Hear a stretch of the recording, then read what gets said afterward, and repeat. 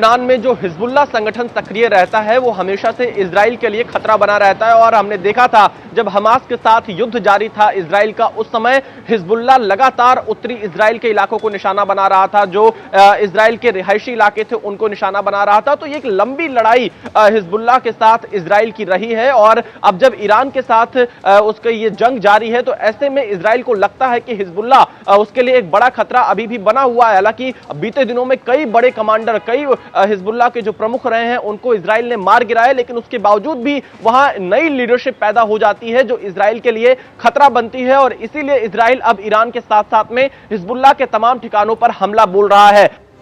অন্যদিকে হরমুজ প্রণালীতে কমপক্ষে 10টি তেলবাহী জাহাজে হামলা চালানো হয়। ইরানের যে নিষেধাজ্ঞা ছিল যে চীন এবং রাশিয়া বাদে অন্য কোনো জাহাজ যেন হরমুজ প্রণালী ক্রস না করে, সেই নিষেধাজ্ঞা উড়িয়ে হরমুজ প্রণালীতে ঢোকার জের 10টিরও বেশি তেলবাহী জাহাজে হামলা চালানো হয়।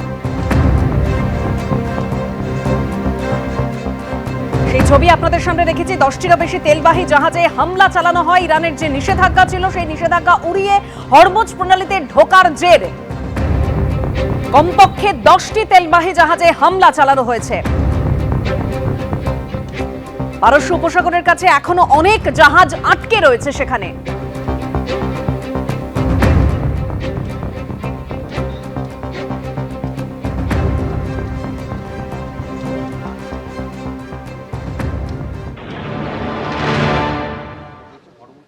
ট্রাম্প যেভাবে তার অ্যাগ্রেসিভ পলিসিটাকে নিয়ে যাচ্ছে এবং মোটামুটিভাবে ইউরোপিয়ান ইউনিয়ন সঙ্গ দিচ্ছে।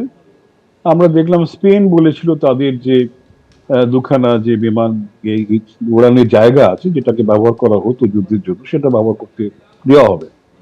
ট্রাম্প তো খসে গিয়ে বলছে যে এক্ষুনি আমরা করে দেবো, তোমাদের সঙ্গে ট্যারিফ বসাবো ইত্যাদি। যাই হোক, কিছু ডিসটেনশন আসলেও আবার সেটা একসঙ্গে ইউরোপিয়ান ইউনিয়ন বলছে আমরা দেখবো ইত্যাদি। তো লড়াই চলছে, কেননা এখন আমেরিকা বা ইসরায়েল দুজনই মনে করছে এ শেষ দেখে ছাওয়া উচিত। আগুন যেখানে জলে একেবারে আগুনটাকে নিভিয়ে দেওয়া দরকার, একেবারে একটু থাকলে আগুন লাগতে পারে।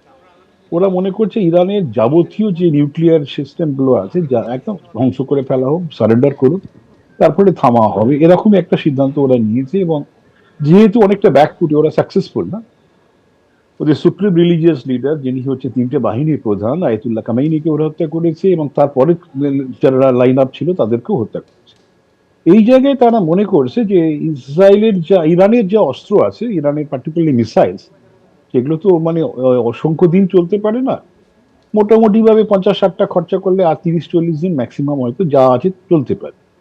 তারপরে কোথায়?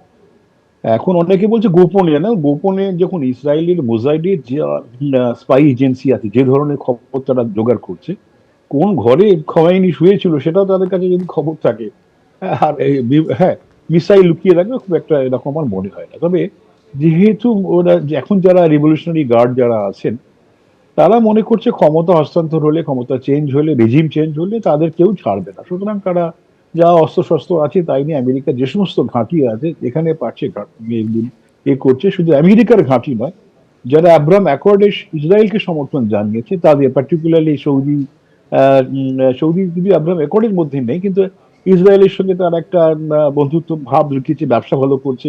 ইউএই সে কিন্তু মারাত্মকভাবে এফেক্টেড হচ্ছে, তার হোটেলগুলো আক্রমণ করছে, এয়ারপোর্ট, পোর্ট, সেগুলো আক্রান্ত হচ্ছে। আমার মনে হয় না যে এগুলো লম্বা দিন চলবে, কিন্তু যা ক্ষতি তো হওয়ার হচ্ছে। বিশ্বজুড়ে তেলের ক্রাইসিস দেখা দিচ্ছে। চীন এবং রাশিয়া ছাড়া অন্য সমস্ত দেশের জন্য এই হরমুজ প্রণালী বন্ধ রাখার সিদ্ধান্ত নিয়েছে ইরান। এই হরমুজ প্রণালী যেখানে অবস্থিত আপনারা জানেন একেবারে পারস্য উপসাগর, যেখানে ইতিমধ্যেই ভারতের একাধিক তেলবাহী জাহাজ তারা কিন্তু অপেক্ষায় রয়েছে। এবং এই অবস্থায় কেন্দ্রীয় জাহাজ মন্ত্রকের পক্ষ থেকে এবং কেন্দ্রীয় বন্দর জাহাজ ও জলপথ মন্ত্রক তারা 24 ঘন্টার এটি কিউআরটি বা কুইক রেসপন্স টিম তৈরি করেছে। ডাইরেক্টরেট জেনারেল অফ শিপিং এর অধীনে এই টিম কাজ করবে। ভারতীয় নাবিকদের জন্য প্রয়োজনীয় সাহায্য এবং সমন্বয়ের জন্য এই কুইক রেসপন্স টিম তারা সহায়তা করবে। সংকটের পরিস্থিতিতে প্রয়োজনীয় সব রকম সাহায্য করবে এই কিউআরটি।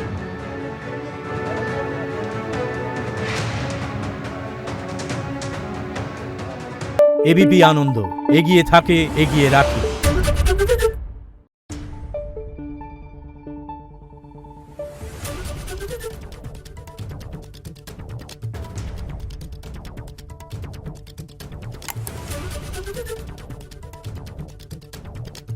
নিউজ।